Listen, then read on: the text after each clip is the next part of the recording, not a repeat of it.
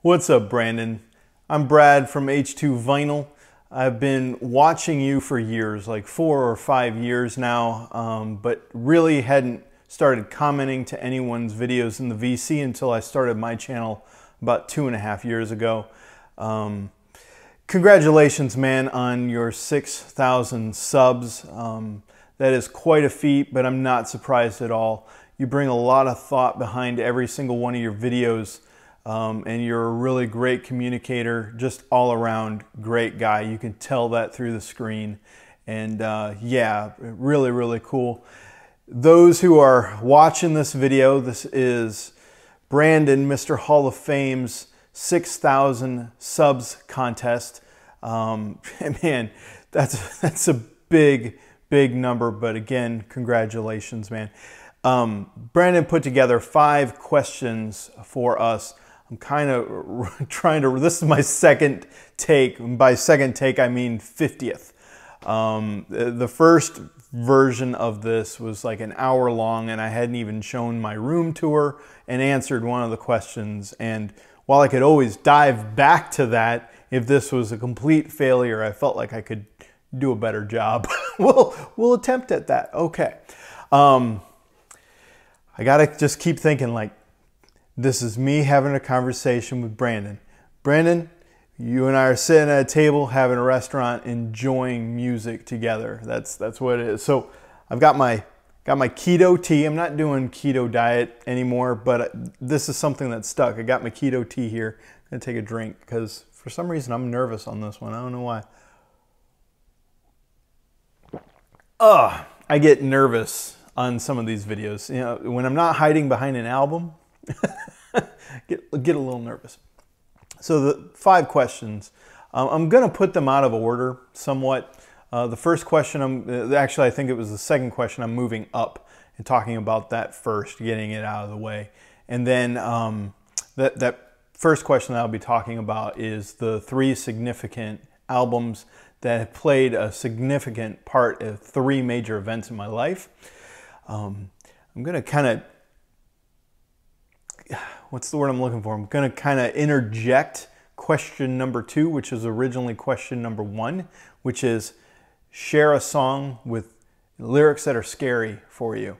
So I'm going to interject that after the second one because I'm going to share a good portion of my story, and I've worked it out that I'm telling a kind of a chronological version of my story because I think it's less confusing. And it just so happens that that second question can be answered in after that second album that I share. So we're going to do that. And then the rest of them, I think I'm just going to be able to go through. Let's get into this. All right. You ready? It's story time. Sit around, everyone. I'm not that great of a storyteller, but I definitely can make long videos. I think I hold the record for longest video, like 87 minutes, something like that. Hopefully this one isn't that long. Share 3 albums that played a significant part of 3 major events in my life. The last one jumped out at me real quick, the third, and then after some thought, the second. And the first album that I could think of, like, to answer this was quite possibly the most difficult. This question was probably the most difficult for me to work through. But I came up with some things. We'll see how it works. So a little bit of my history of listening to music, and this may be the same for a lot of people in the VC. My journey in music started with what my parents listened to, and Dad really wasn't, like, we never really connected over music. So really it was my mom, you know, car rides to school, you know, going here and there. Mom really listened to the radio a lot. I grew up in the 80s. I was born in 76, but I grew up in the 80s, and we really didn't have like tape decks or anything in cars. So radio was the big thing. I guess you could have 8 tracks, but our car didn't have an 8-track. So I think of like Huey Lewis and the News, Hall and Oates. My mom was a huge Hall and Oates fan. And then also like Duran Duran, those kind of things. So I kind of made that stuff my own. And albums like that were my own, even though, you know, those songs, I mean, they were played on the radio, and really it was kind of my mom's music. But music like Weird Al Yankovic. Now, Mom didn't like just out of the blue start listening to Weird Al, but I did. I had his second album, Weird Al in 3D. I forgot to grab that. Well, anyway, it doesn't matter to this story. You know, there were some hits on that made some radio play, but what am I trying to say? While it was my music, it was still something that I could listen to everywhere. Like my parents kind of approved of it. And it wasn't until I was 10 when, so in 1986, where I actually started to develop my own taste of music on my own, with the recommendation of friends and that kind of stuff. So in 1986, so this is kind of me growing up in music. This is the significant portion, the significant major event, me growing up in music. So at the age of 10, 1986, my friend Clint brought over a tape of this album, Run DMC. We popped it in my Raising Hell. This is their 1986 album. We popped this in my Ghetto Blaster, my boombox, whichever way you want to call it. It was called both of those back then. Listened to this, and the first thing I heard was the I won't do that again, I promise. And it was music I had never heard before. And I'm like, well, what is this? Come to find out, it was rap. And I wanted more. I loved it. They had hits on this, like Walk This Way and You Be Illin'. Those got radio play. But a majority of this album, you know, my parents didn't want to hear. And so I would start listening to this stuff on my own. I bought this, you know, I think my parents, I don't remember if I bought this album or my parents did. I think I bought this with my own money. The Raising Hell part made it past the radar for some reason, I don't know. But something about this album, like Proud to Be Black, it had a few like an F-bomb. Like, you don't play that for my parents. So this was kind of that risque moment, this I'm growing up in music, and this is what kind of started it. It also started, like, I pretty much for 8 years listened to rap almost exclusively. And granted, I had, you know, some Metallica, and I had Faith No More and some other albums, but really I was known as the guy who loved hip hop and rap. And that started it all. I'm going to kind of show some albums with the progression of moving on to that second album.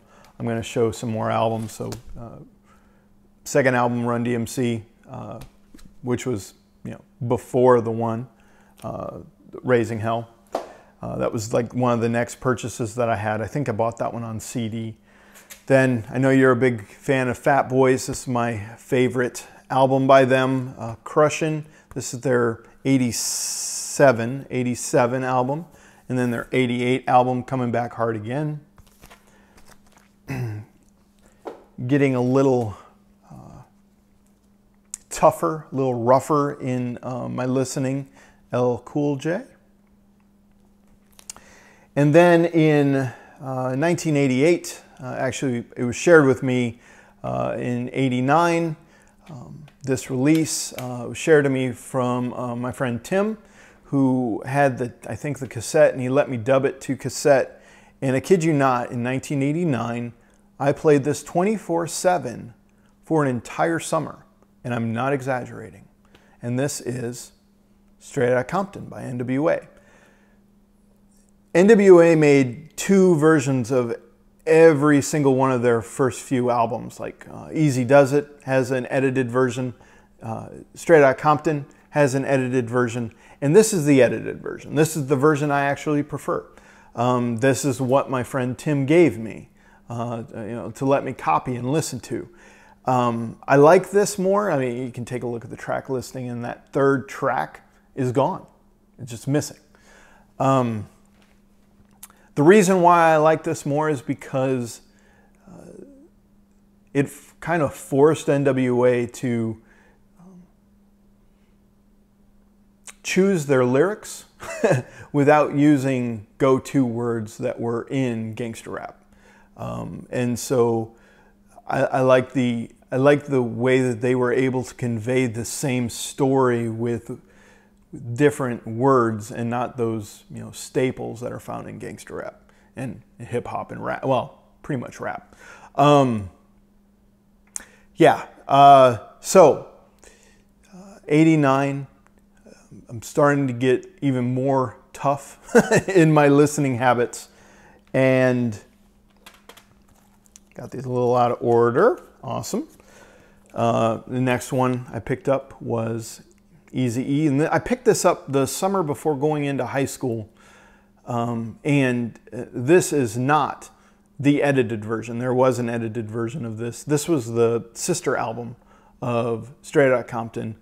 Much of NWA made their presence on this album. It's essentially the second NWA album. But then, natural progression still, moving in to Ice Cube, his debut album when he separated from NWA. This is America's Most Wanted, released in 1990. And then his 91 album, Death Certificate.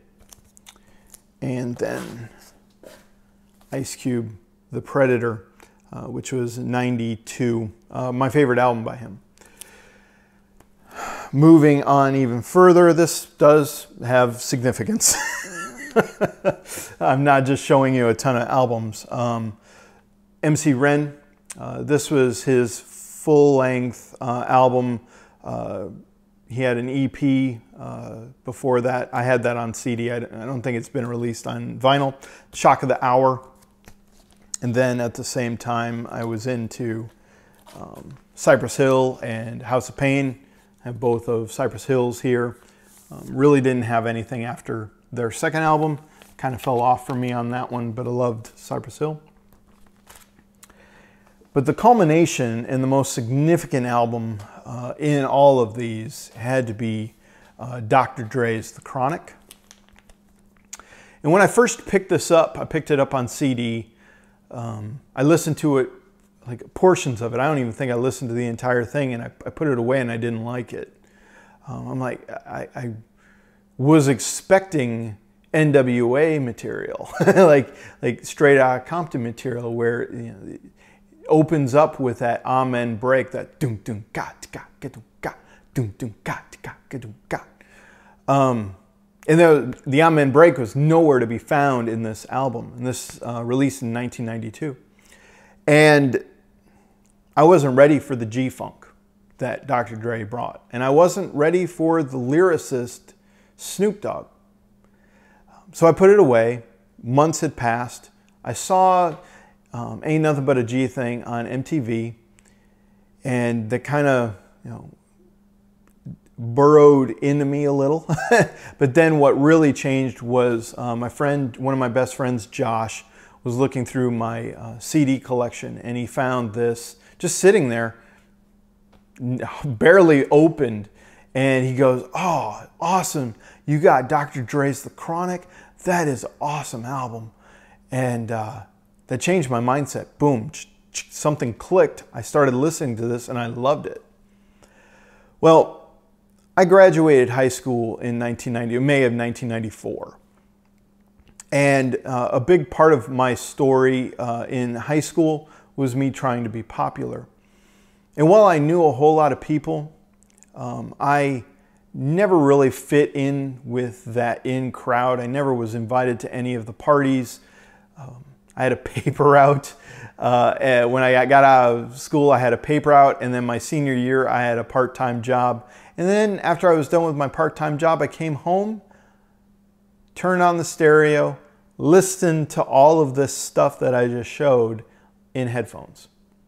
Because you didn't play this stuff. So, needless to say, I was pretty much a recluse. I don't even remember doing homework. I don't even know how I passed high school. But it was my hope to be popular and be in the in crowd, and I never was. Well, graduation happened in May, and I remember sitting in my room listening to this album, and the portion of the album that I had just finished listening to was where Dre was trying to get money from someone who owed him, cash, and he ends up killing the guy. And as I was listening to this album, I was realizing that I was never going to see those people that I wanted to be popular with again. I was moving on to college. They were moving on to college, going different directions in life. And I was like, well, what was the whole point of that? And there was like a void in my life. Like, what am I going to do now? And the question, as I heard that portion of the album, this question came and just popped in my head. It said, do you really like this music? And 30 seconds ago, I probably would have said yeah and would have cranked it up. But at this moment, I was like, no. I thought of my future family, my future kids, stumbling on my CD collection and listening to some things, and I had to explain to them why Dad listened to this stuff when he was a kid, or maybe even still listen to this stuff. And I didn't want to do that. And so I turned off the music, and I was like, no, I don't want to listen to it anymore. And then another thought came into my head, and that was, you call yourself a Christian. Why don't you start being one? I grew up in the church, kind of drugged to church all of my life, my mom. But when faced with this question, what do you do? I mean, you could say no and go about the same life that you live, but I was asked this question in my head, and I said, yeah, I'm going to try. And so I knew that my life was to change. I basically dedicated my life to Christ just then. That was January 1st, 1994. And this album played a good part of that, kind of a negative influence on me, but it instigated change within my life, and it was a major event. And so I knew that I needed to get rid of this stuff. Obviously, I have it in my life again, but for a time, it wasn't healthy for me. And so I called up my friend Josh. I feel like everyone has this one guy. Maybe Brandon, you're probably that one guy that people call up and say, hey, what are you listening to now? Josh, for me, before the VC, was always that guy that he always had the digs on new music. And he would let me borrow his stuff. He would let me make dubs of his stuff. And then I'd start buying new music that I learned from him. Well, he was my go-to guy. And I was like, hey man, I'm getting rid of my collection. No, you can't have it. I want to stay with rap. I want to stay with hip hop pretty much exclusively, but I will need something more positive. And in '94, the Christian music scene was exploding. And my friend said, why don't you give these guys a try? And I don't remember if he handed me a CD or a tape, but I made a copy of that, whatever he gave me. and was looking for that that tape. I know I have it somewhere. I couldn't find it. It was a little frustrating, but I do have the CD, and this is 12th Tribe, their second album, released in 1992, Living in Babylon. And moving on to the second question, this album, there's a song on here that contains the scariest lyrics I have ever heard. And the song title is A Dream. And I'm going to play a little portion of it. Basically, it starts out with this kid. I mean, they do a good job explaining it all. So why don't I just let them speak for themselves. Here is A Dream by 12th Tribe from their song, or their album, Living in Babylon. The scenario begins in 86, life of a youth as I reminisce. I was a standard adolescent, past time of a wild child, back in school, lifestyle buck wild. Every day was a newborn day. My viewpoint was cocky, life was great. One morning I received a phone call. I went to the phone, put it to my dome, or was it? Hi Dave, you're on my list. I hollered out loud, yo, who is this? You don't know me, but I know you. Patrol your back, cause I'm following you. I hung up the phone in panic and in shock. Scrambled to my room, shut the door, lock. I thought, as I examined four walls, someone's playing me like a streaky doll. I felt a dark presence come over my dome, and in the corner, I saw a shadow, the form of a face, the shape of a head. Two horns like a spear, then it disappeared, it vanished. I was caught in the middle, perplexed. I felt straight in a tunnel. Right? Scary lyrics. Pure evil in the same room as you, giving you phone calls. Back in the day, I don't listen to the CD much anymore, but back in the day, whenever I made a mixtape of favorite Christian music, I never included that track. I rarely listened to that track. That track gave me goosebumps at all times. Like, I'm getting goosebumps right now just talking about the track. So yeah, there is the answer to the second question. Let's go back to the first question and talk about the third album that played a big significant part, major event in my life. There we go. I've talked about this album. I've talked about this story on my channel ad nauseum. It's going to be no different here. At some point, I'm going to probably need to stop talking about this story. People are probably tired of me sharing this one, but Brandon, we're gonna do at least one more time. And this is my favorite album by Queens of the Stone Age. Queens of the Stone Age is one of my favorite bands, quite possibly my favorite band. And this is their 2013 album, Like Clockwork. How do I want to set this up? 2011, I had a breakup, pretty major breakup for myself. And I was 35 at the time, had lived mostly a single life. And when in a relationship, and the relationship is growing and growing to the point where we're talking about marriage and those kind of things, yeah, my hopes got up. like, oh, I won't have to live a single life the rest of my life. Wow. Not what I figured, but definitely this was what I was hoping for in life. Well, it ended tragically. It didn't last. We ended up hurting each other a lot, and yeah, assumptions were shattered. And in that, I had a fit of depression that hit me that lasted a good portion of 2 years. And so 2011 all the way to like 2013.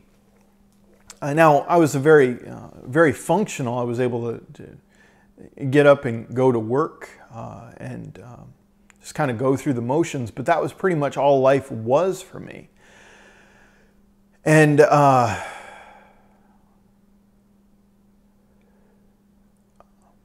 I was a part of this ministry in my church. I go to Summit Church here in Orlando, Florida. part of this ministry. I've mentioned this ministry before in videos, like Robert Z had a contest for addiction, and I mentioned this ministry called Regroup. And this ministry is to help people with their hang-ups and addictions by sharing their story and diving into their story, and then allowing God to speak into their story and not allow their stories to kind of narrate their own lives, but give God's word voice to those stories. I was kind of all over the place, sorry. I at the time I still am, worked in IT, and big part of my depression was the fact that I really didn't know, I didn't really have this passion for technology anymore, and that was part of my identity. Like I remember thinking, gosh, if I don't like reading about technology and those kind of things, how am I going to keep making it at my job? I mean, I can fake it for a short amount of time, but at some point people are going to find out that I don't like this anymore. Gosh, I hope I don't get fired. I don't think that would have happened, but it was a legitimate concern. And so I was part of this ministry, going through this program, Regroup, and about 6 or 7 months in, so we're talking, we're in 2012, early 2012. You're assigned a mentor to kind of go through your story. And my mentor was the director of Regroup. His name is Jack West. He's no longer at the church. He works at a church in California, Anaheim, Soldier Church. I don't know. We're doing exactly what he did at Summit here in Orlando, and really great guy. And he wanted me to list out at least 25 stories that made a significant impact in my life that I remembered, because you remember these things for a reason. Not only did he want me to list them out, he wanted me to write a narrative to every one of them, and then we would talk about them in an hour, maybe 2 hour, 3 hour sessions. He devoted a lot of time to me, and he's a really cool guy. So in that time of sharing stories, and then he shared his stories as well, and we just had this, in his office, a one-on-one chat. I remember thinking to myself, never have said this out loud to him, kind of would love to share this story with him someday, that, gosh, Jack, I know you aren't perfect, and I know you don't have life all together, but man, oh man, compared to me, it looks like you do. And I wonder if I could emulate you to just copy you and do that for a certain amount of time, that I would just do it over and over, and maybe I would find life again by just emulating and copying you.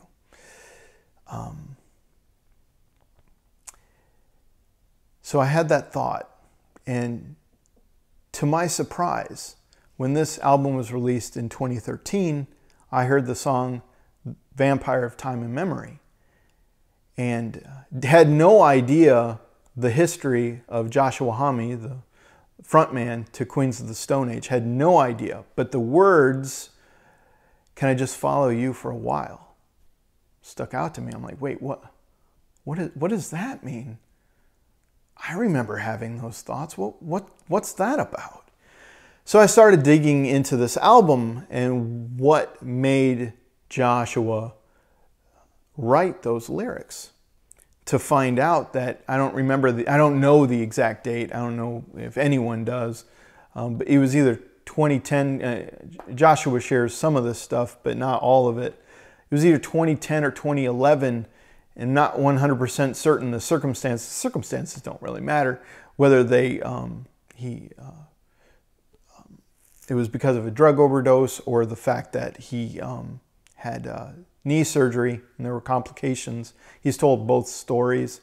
But he died for a few minutes on the operating table. And coming back to life, being resuscitated, he knew that he loved his family, but that was about it. His love for music, which his music was his first, his second, his third full-time job. I'm not joking. Like 120 hours a week. He was in 3 bands. He was in countless projects. He was producer of albums, and he didn't want to do any of it anymore. And to know that he was going through a fit of depression around the time that I was, and then writing about it in his 2013 album,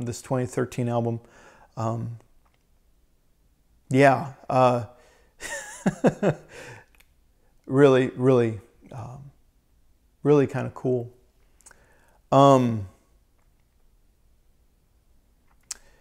So much I could say about this album. All of the feels are in this album. All of everything that I went through, all of the feelings that I had in 2-year span of breakup and depression, and then being flamboyant and blatant, wanting to be rebellious and hurt my ex-girlfriend through Facebook. I tried to do that as nicely, but some of that stuff just viscerally comes out.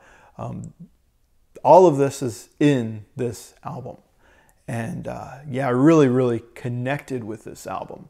And while I wouldn't necessarily say that this album brought healing in my life, it did play significance because while Josh didn't communicate one-on-one with me, he did through the music of this album.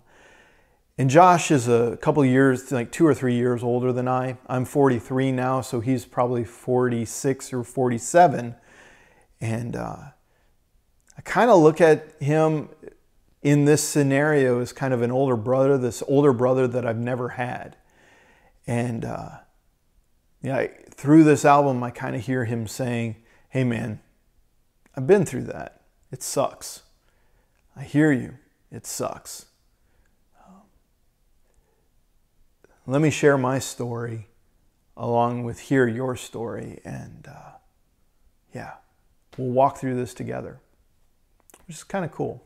So there is Queens of the Stone Age, like clockwork. Third significant album, or third album that played a significant part in one of the major events in my life. Let's move on to question number 3, and that is, what is the most stressful part of my collection process? You said not to talk about money, so I'm not, though that is stressful at times. You just buy too much, spend way too much money. But the stuff that I'm going to talk about is behind the camera, and so I'm going to turn the camera off. I'm also going to give myself a little bit of a break. I've been talking for like a half an hour. So I'm going to show the stuff behind the camera and what is the most stressful, and kind of talk about that. So we'll move on to that portion. So this is what was behind the camera. This is my backlog. In 2015, I bought 3 collections of albums, totaling 2,500 albums. That is something I will never do again because it's 4 years later and I still have about, I just realized that the outlet, sorry, the outlet there is doesn't have a cover, and then also the light switch doesn't have a cover either. I just got done painting. Anyway, so this is the backlog that I have. This right here is about 600 albums, but then at the same time, I have this as well, which is about, I want to say maybe 200 albums. the goal was to go through them all. And you might say, Brad, you're doing pretty good. 800 albums out of 2,500 records. That ain't too bad. Well, my goal was to fund my hobby with records that I didn't want and to get them on eBay and start selling them. I have 3 of these. I have not sold a thing. And that is what brings stress. These things are just taking up space. They are, yeah. I feel like I don't want to call it junk because that isn't the correct word. They're records that I don't want, and I'm not sure how to reclaim my investment.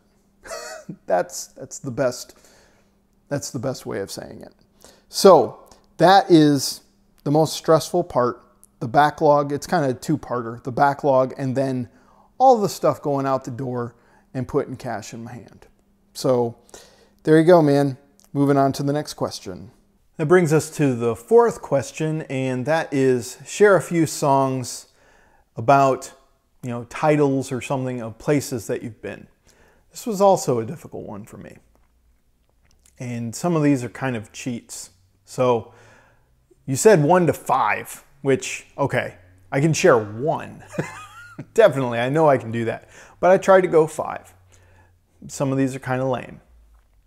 First one, this is not the first one I thought of, but the one that's kind of obvious to me, and this one's kind of not a very good one.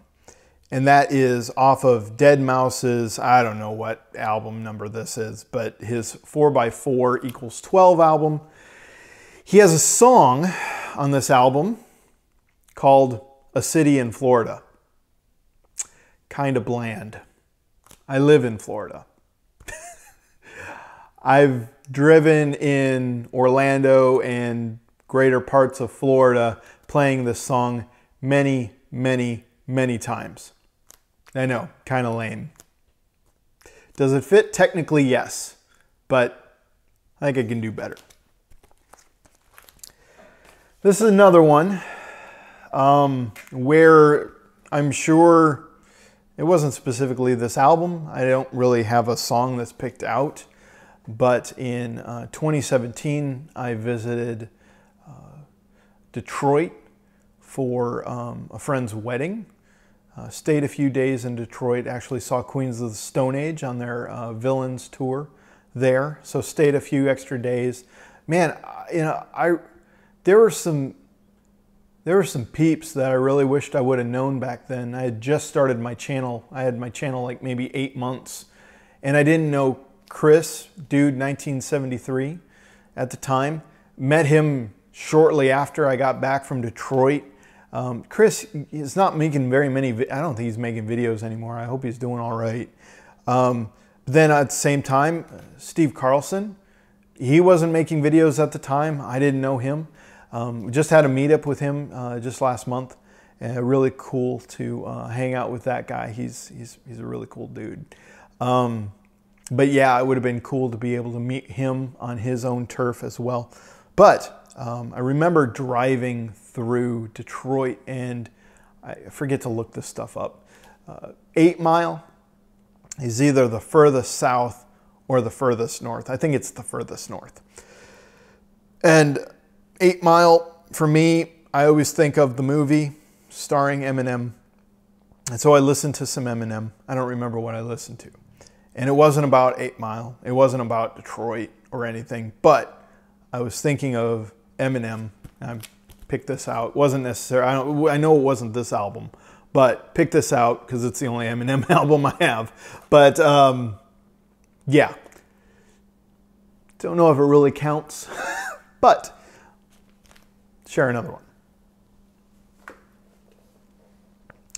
In January of 2017, I was there for my birthday, actually. I had a job interview in Pasadena. And while they offered me the job, I didn't take it, just for many reasons. But some of it was moving all the way across the country, but then it was also kind of backwards for pay. And so I was going the wrong direction, and that wasn't wasn't the direction I wanted to go.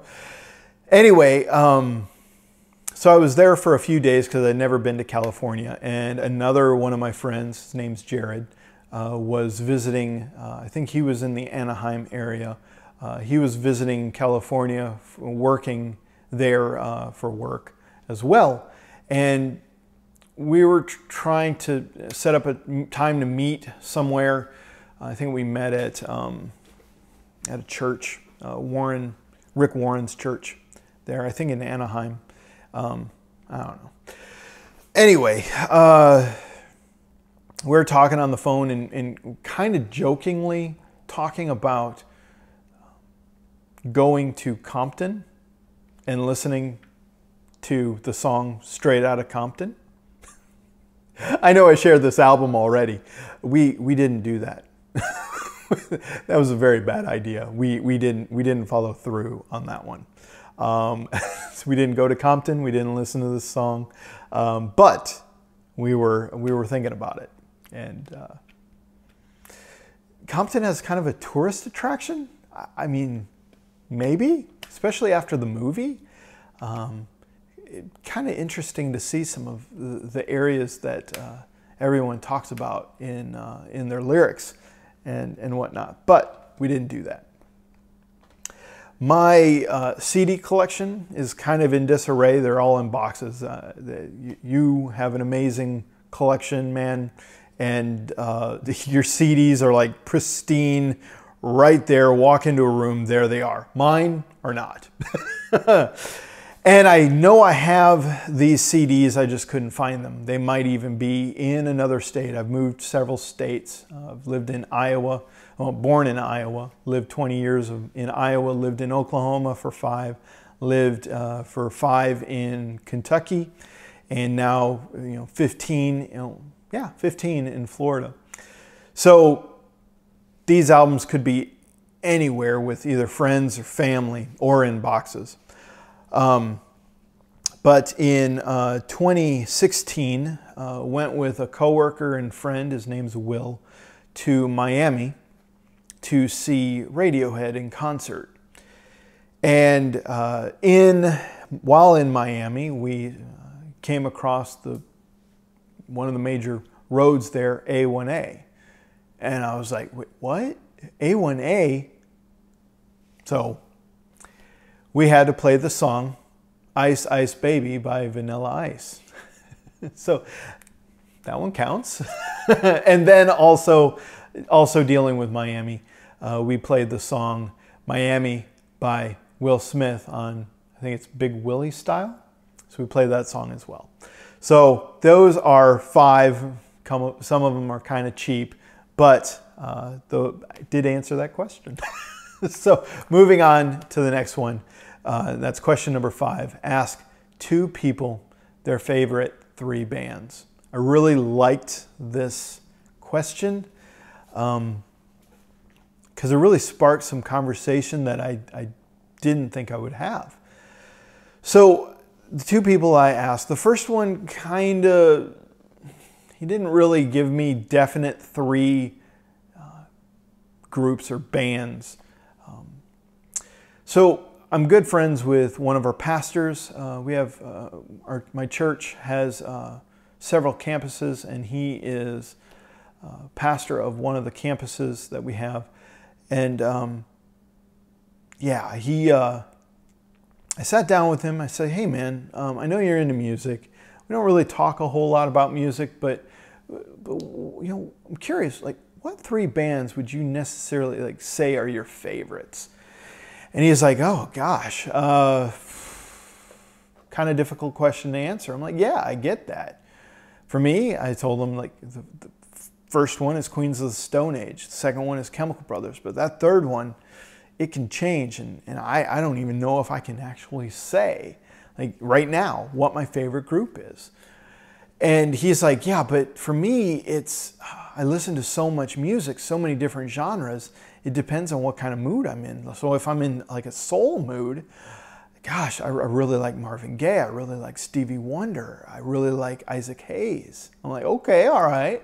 He's like, but you know, if I'm in, you know, rap or hip hop mood, I really like Beastie Boys. Or if I'm in indie rock mood, I really like, Vampire Weekend. He mentioned something else, but I forget. If I'm in jazz, oh man, I really like Miles Davis. And so it depends on what kind of mood I'm in. And I'm like, I get that. And he's like, or, you know, if I'm listening to vinyl and vinyl exclusively, I'm like, wait, what? He's like, yeah, I collect vinyl. I'm like, so do I. That's pretty cool. But so I found that out about him. So yeah, I'm sure we're going to hit up some record stores at some time. Maybe I'll try and do a vinyl community video on that one. But he's like, if I'm listening to vinyl, I listen to Radiohead and Pearl Jam exclusively. I don't listen to either of those albums streaming or on CD. I don't like the sound compared to vinyl. I'm like, huh, that's interesting. I have no problem listening to Pearl Jam or Radiohead any which way. But that was the first one that I asked. The second one that I asked, I got a haircut the other day. If you want to go to past videos, I went from shoulder length hair to this. People are going like, what? What's going on? Brad, you look completely different. Yes, I do look completely different. So I go to Floyds Barbershop. There are several of them in Orlando, and all of them have this, the barbers have their own toolbox that has all of their tools in them, and they can decorate them as much as they or as little as they want with things that they love. And I think my barber's name, her name was Stacy. You call a woman a barber? Yeah. Discussion for another video. Anyway, I saw on her toolbox that she had like a pin of Michael Jackson, and then she also had a sticker that said, "I heart Newsboys. I heart New Kids on the Block." And I was like, huh. Interesting. And so I opened it up by saying, hey, it's my understanding that you're allowed to decorate your toolbox like however you want. And he goes, yeah. And she's like, yeah. Like, so I'm seeing MJ and I'm seeing New Kids on the Block. Well, like, I'm curious, what are your favorite groups? And she's like, well, Michael Jackson is one of them, but not my top. And I'm thinking to myself, okay, whatever she gives, don't laugh. This is serious to her.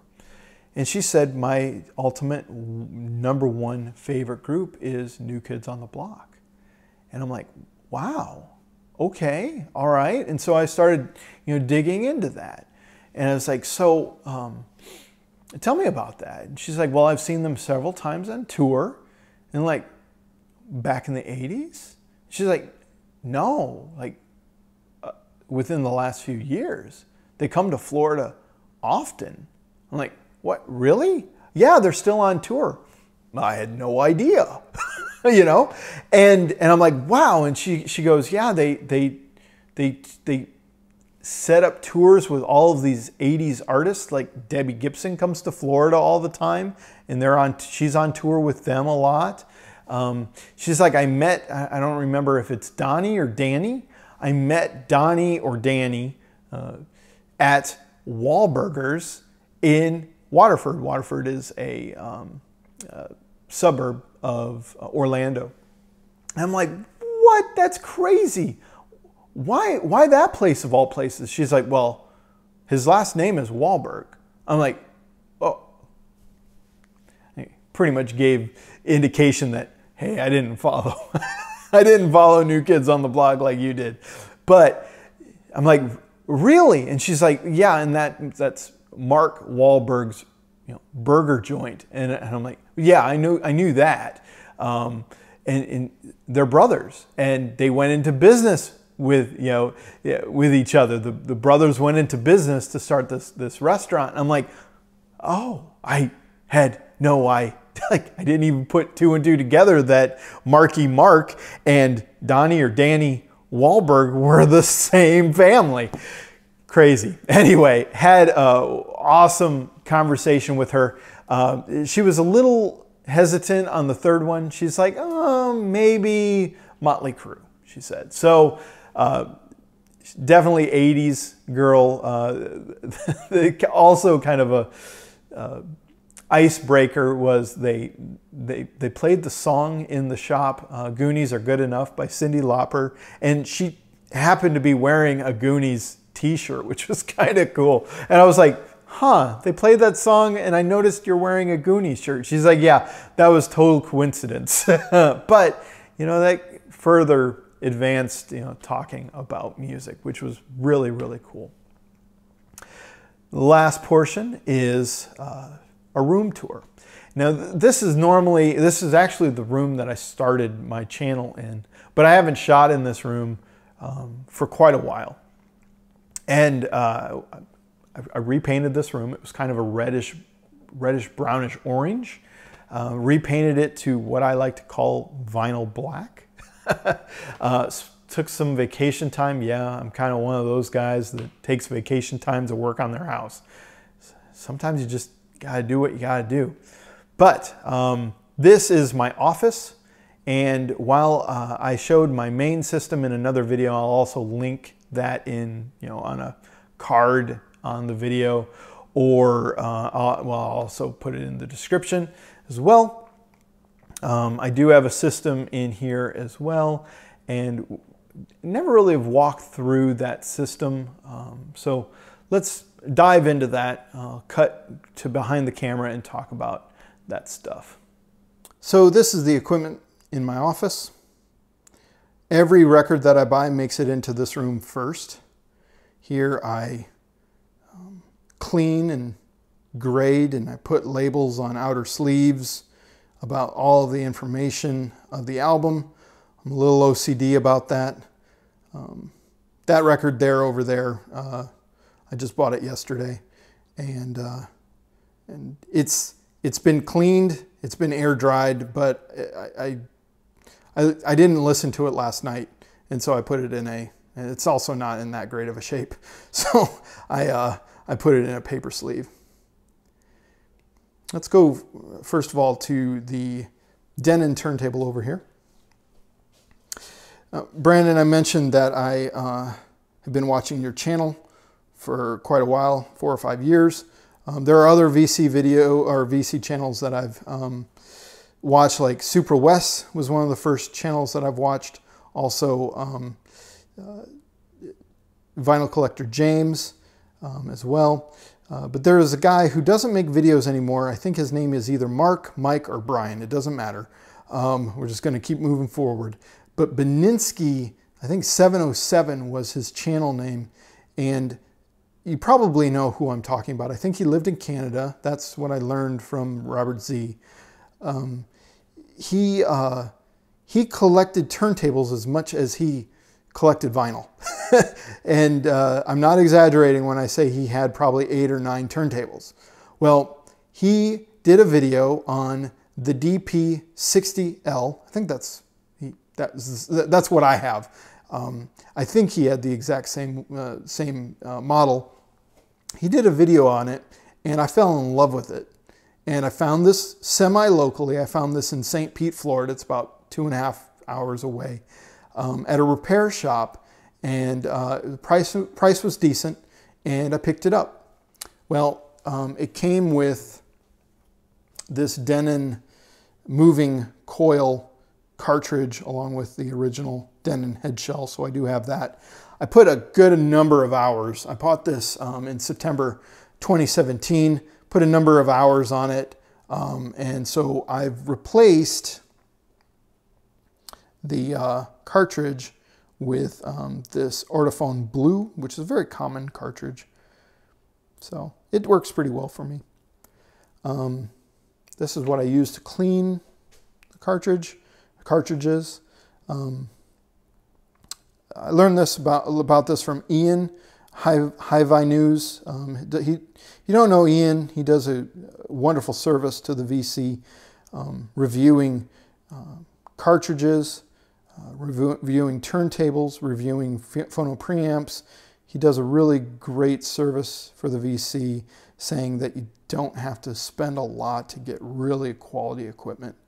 You don't have to spend thousands and tens of thousands of dollars to get really great sounding stuff. Record brush that I think I got for free. I think they sent it to me. I don't know who it was. It's like Soundstage or Music Direct or something, and they sent it with another package. There's just some cheap, inexpensive, better word, head shells and cartridges.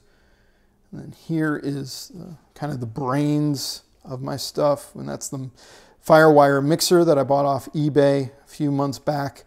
I used to have a USB mixer in here, but it didn't work well with the old computer. So I knew that if I switched to Firewire, it would work a whole lot better, because older stuff likes older stuff. And this makes it really easy. This actually pops out. It's kind of a crazy thing. And then it's a portable thing, and then this bottom piece. Once this is out, the brains is out, and this doesn't work, which is kind of weird. But all the controls are here. I've got both turntables hooked up to it, and I don't even control the volume through the receiver volume. Control room volume is right here. I just use that, and then if I want to listen to turntable or the computer, I can just hit a button instead of having to plug things in and everything, which makes it really easy. Moving on to the other workhorse, and that is my Stanton T80. Bought this in 2004 here locally in Orlando. I had maybe 100 albums back then on vinyl, and didn't have a record player. So bought this in hopes to, start collecting again, but really didn't do anything with it. I think I lasted a couple of months and realized I was spending a lot of money on a quote-unquote dead format. I'm reevaluating that now. I wished I would have kept on doing that. But DJ turntable, cheaply made. That's the right word for it. There's a lot of sound heard if you accidentally bump or anything. But this turntable, basically, I got a less expensive stylus on there, a DJ stylus that I can just pop this off and replace it for 20 or 30 bucks. This is what I use when I'm playing an album that is in not very good condition. And with buying 2,500 albums in 1 year, I have a lot of those. I wish I hadn't, but I do. So this gets a lot of spin, and I don't put wear and tear on my nicer stuff. So thank you. Thank you. Moving down here, we've got records that have been talked about earlier in this video. But this is my favorite box that holds LPs. And I love it so much. Why I love it so much is because it is not that deep. It holds about 25 to 30 records. And that means it's portable. I don't generally watch contest videos before I make my own, but I did break that rule this time, and I watched Eric Weinbender's video, and in it, Eric, you did an awesome job. Love the room tour. Your place ain't messy, man. Like you said, it bugs you that you have records everywhere, man. Come over to my place sometime. I'll show you what messy is. But he showed off an ammo box, I believe it was, and when he was showing that, I was like, oh man, I think I may need to pick, because it's difficult finding these smaller boxes, and I would love to have 2 or 3 of these. It's perfect to, you know, put albums in, carry it around if I want to do a VC video in another room. Just put all the albums in here, boom, done, you know, talk about things, all that stuff. So I'm going to be on another lookout for another one of these boxes. Moving over here is kind of the stereo stuff. This is the phono preamp that I have connected to the Denon. It's just moving magnet. There we go. It's better focused now. Moving magnet. It's inexpensive. My friend Adam, who was kind of collecting vinyl at the time, highly suggested this. Adam does sampling and everything, and he said, you know, this does really well with the RIAA. There we go. RIAA. There we go. It's been a long day, and it's only 10 o'clock. 10 in the morning.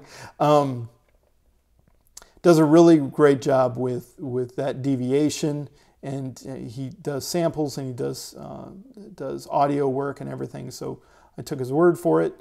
I think I paid $65 for this. It's pretty inexpensive for phono preamps as far as they go. But it's not the best thing out there, but it works for my needs in this room. Got my Bible over here that I got for 5 years working at my church. And then the remote that I never use, because why? I don't need a remote for this receiver. And this is a Yamaha. It's a home theater receiver. It doesn't have HDMI, but Dolby Digital. I just have it on one input. The mixer does everything I need. And then I have it at a certain volume level and everything. And it's just in stereo mode as it says on the screen. Moving over here. We've got the printer, the LaserJet printer that I use to print all the labels that I put on all my albums. Again, I realized early on in 2015 that I was buying albums at an incredible rate and that I wasn't going to be able to keep track of everything. So I put together labels to help me with not just the albums that I purchased, but then also grading, like keeping track of what grading and what cartridges I'd be able to use, what styluses I'd be able to use, any little bit of information about where I bought it, how much I paid for it, what the going rate was it at the time that I graded it, and then miscellaneous information like who in the VC told me about this, or where did I see this, or who was I with when I bought this, that kind of stuff. So yeah, that was a long shot on a very boring printer. But it does a lot. This is my Parks and Rec coffee mug. Woohoo. This is the 2008 iMac that I use. This is what I use to grade vinyl. This is an example of a label, Herbie Hancock. Ooh, I haven't talked about that one yet. Yeah, so like I said, all of the information is there. This is Vinyl Studio, the program that I use, and others in the VC use this. I know Supra West uses this as well, but in here, I made a video on this, so I'm not going to get into it like crazy. But you can use the software to grade how many clicks are in it, and then I balance that up against a scale that I made, and then this scale is here. And so if there's a number of clicks that it analyzes, then you know that could be either mint or near mint or good or poor. You know, so I don't generally listen to very poor music, poor records. I usually just toss those. Ooh, Esteban might be bad. I might be upset on that one. Sorry, Esteban.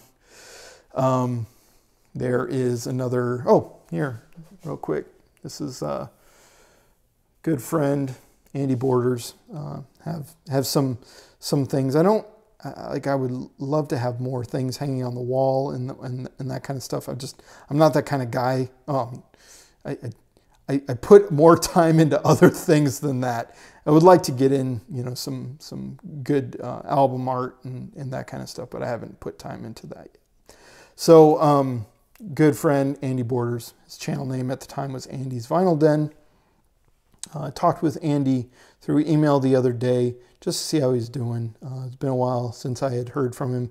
I think it'd be okay to say that he's still going through the process of healing, and would appreciate your prayers. So yeah. This is my Third Man Record 45 adapter. Bought this at Third Man Records when I was in Detroit in 2017, and if you notice, they're like little three men in the I don't know, spacing. There we go. That's the word I was looking for. Spacing. Remote to the ceiling fan. That's important. That is also very important. That is the SD card that recorded that hour-long video for your contest. I don't want to do that over again, so that second take was pretty good. We're gonna go with that. This is the Okinoki, my record cleaner. There, that's better. I was trying to decide back in the day whether to go to Okinoki or VPI. I chose Okinoki because VPI was made out of a particle board box, and particle board and water don't work well together. Looking back at it now, Okinoki, though it's a German company, it's made in China, and the quality control just isn't there. They have had some problems with it, where it would just stop working, and I called them up and they say, oh, well, you have to disconnect this and disconnect that. And I'm like, oh, geez. So I think it would have been better if I went with VPI, but I'm going to use this thing until it dies. So I'm using it till it dies. Cleaning solution over here. I make it in a 32-ounce batch. Just spray it on the record. Probably not the best way, but this is what I use. It's French, so I'm not going to pronounce it. 20 milliliters of that will with distilled water fills that 32 ounce. Wire rack, mentioned this earlier. Wire rack is used to dry records and whatnot. This is the Canon T30i camera that I use for my needle drops. I bought this in either 2011 or 2010. The camcorder that I use, I bought in 2010 as well. Not the highest quality camera, but I would love to buy better at some point, but I don't have a whole lot to give to all of this. All of this stuff, anything that I use my money for, I use for vinyl collecting and vintage gear. And at some point I'll upgrade some of this stuff, but for now it works, and I'm using older equipment that I just have lying around the house.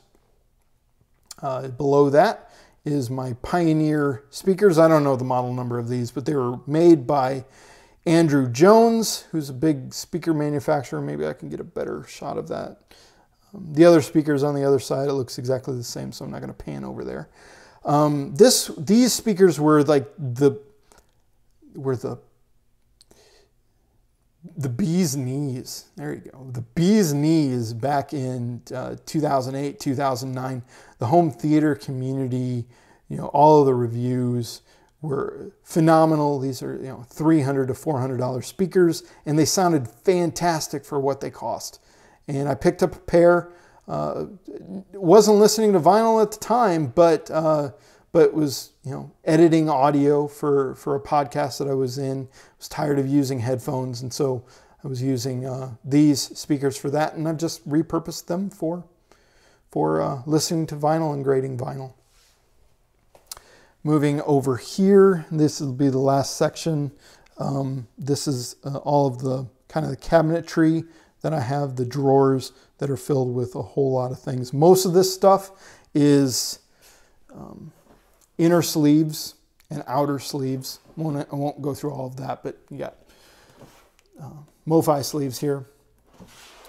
paper sleeves for records only that are, you know, in not pristine condition. I put in, you know, pristine being, you know, very good or higher. And then outer sleeves down here. More of these are more inner and outer sleeves as well. And you got some tools in here. I've got like my alignment tool. Got my zero stat in there as well. Got a tape. I don't know why that's in there. Also the scale that I use to weigh the I almost said G-force, not G-force. Whatever that's called. We're not going to start this over. My voice is going. Photo flow, got some labels in here. Got microfiber cloths in here. More tools. I keep all of the boxes for my cartridges. There's information in those boxes that are very, very important. Like tracking force. That's the word I was looking for. The phrase I was looking for. Video games, because I just didn't have another place to put them. And so yeah, that's there.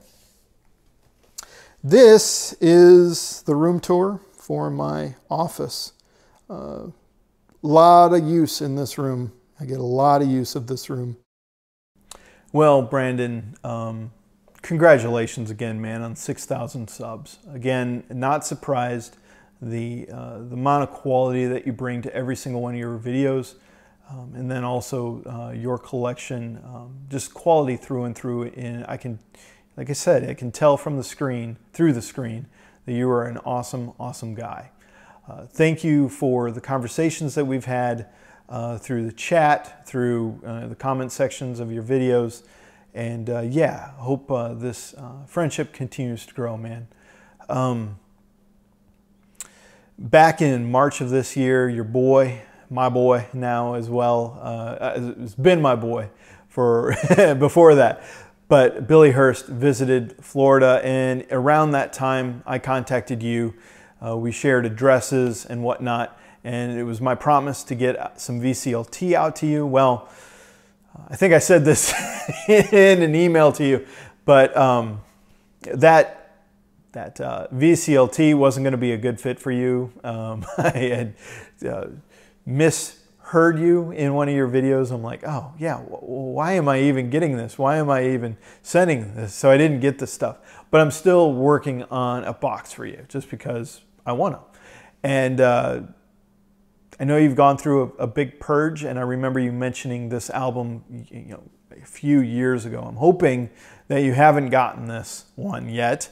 And then I'm also going to share a few that are big in my realm as well. Let's just kind of share new music with you as well. So look for that. Yeah, I still have to order a few things, but look for that in the next maybe month or so. Yeah, man, hope you're doing well. Hope you're enjoying all of these contest videos.